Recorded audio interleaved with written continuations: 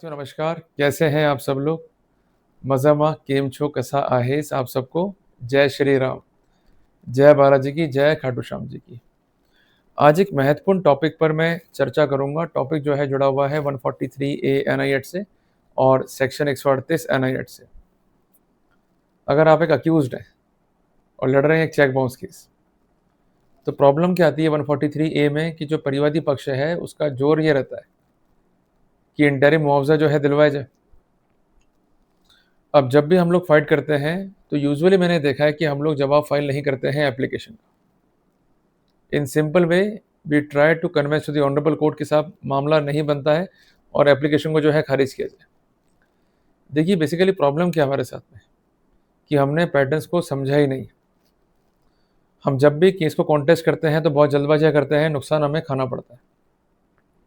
143A NI act की व्यवस्था इसलिए की गई थी, कई बार ऐसा होता है कि अक्यूज के पास जो है प्रॉपर डिफेंस नहीं है। अक्यूज जो है डिले करता है ताकि जो परिवादी है वो हो जाए परेशान। पर यदि आपके पास प्रॉपर डिफेंस है और आप डिले कॉज नहीं कर रहे हो and you are cooperating with the proceedings, तो वहाँ पर कोर्ट जो है इंटरिम अवार्ड नहीं करेगा। इस विषय पर जजमेंट है ऑनरेबल सुप्रीम कोर्ट का, जिसका स्पेसिफिकेशन है 2024 वॉल्यूम 4 SCC पेज 419। इसके अलावा रिसेंट जो है फैसला है जम्मू कश्मीर हाई कोर्ट का, जिसका डेट है 20/4/2026। तो कुल मिला करके जब लॉ हमारे पक्ष में है और उसके बावजूद भी हम सक्सीड नहीं हो पा रहे, इसका मतलब कमी क्या है? स्ट्रेटेजी की। We have to make the proper strategy so that we could work out. देखिए, जब मामला होता है इनिशिएट चेक बाउंस का, तो परिवादी आपको देता है एक नोटिस। जब वो नोटिस आपको मिलता है तो आप उसका रिप्लाई नहीं करते हो। सबसे बड़ी गलती आप वही करते हो। देखिए, आपको आया है नोटिस तो आप उसका रिप्लाई जरूर करो, पर रिप्लाई करने से पहले 10 बार उस नोटिस को पढ़ो। और नोटिस को आपको बांटना है 3 हिस्सों में कि उनके फैक्ट्स क्या हैं, दूसरी बात वो फैक्ट्स जो छुपाए गए हैं वो क्या है, और तीसरी बात आपका स्टैंड। जब तक स्टैंड आप नहीं लोगे, अपना पक्ष क्लियर नहीं करोगे, आप सफल नहीं हो पाओगे। ये बात ध्यान रखना। You have to specify your stand before the honourable court also, क्योंकि स्टैंड के बगैर आप किसी भी केस को नहीं लड़ सकते। हमारे लिए ट्रबल क्या है चेक बाउंस केस में कि हमारे खिलाफ जो है प्रिजम्पशन है, और प्रिजम्पशन को रिव्यूट करने के लिए भी आपको एक ऐसा डिफेंस रेज करना होगा जिसका प्लॉजिबल इफेक्ट हो। यदि आप ऐसा नहीं करेंगे तो आप सफल भी नहीं हो पाएंगे। क्लियर हो गया? इस बात को जो है आप नोट डाउन कर लीजिए।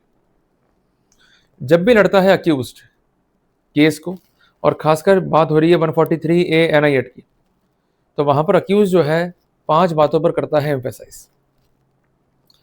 सबसे पहली बात, जो केस है प्रोसिक्यूशन का वो वीक है और उसके पास प्रॉपर जवाब है उन पॉसिबिलिटीज का जो कि रेज करी है कंसर्न परिवादी ने।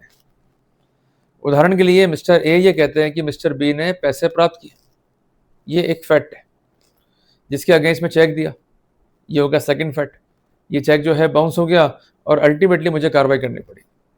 जब भी इस तरह के फैक्ट्स रिकॉर्ड पर होते हैं तो प्रथम दृष्टया रूप से केस जो है मजबूत दिखाई देता है परिवादी का।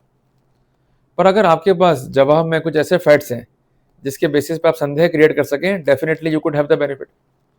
फॉर एग्जांपल, मिस्टर बी का अगर ये डिफेंस है कि मैंने अमाउंट चुका दिया है चेक बाउंस से पहले, या सर्टेन अमाउंट जो है पे कर दिया है चेक बाउंस से पहले, तो डेफिनेटली वहां पर एक प्लॉजिबल इफेक्ट आता है और डेफिनेटली फायदा मिलता है पक्षकारन को। क्लियर हो गया? तो मेरा आपसे यही आग्रह है कि जहां तक हो सके जवाब दीजिए और एक प्रॉपर डिफेंस लाइन को जो है रिकॉर्ड पर रखिए। दूसरी बात, जो कंसर्न कोर्ट है जो सुन रहा है एप्लीकेशन को, बेसिकली उसके माइंड में क्या है कि आप डिले कर रहे हैं, आपके पास जो है डिफेंस नहीं है।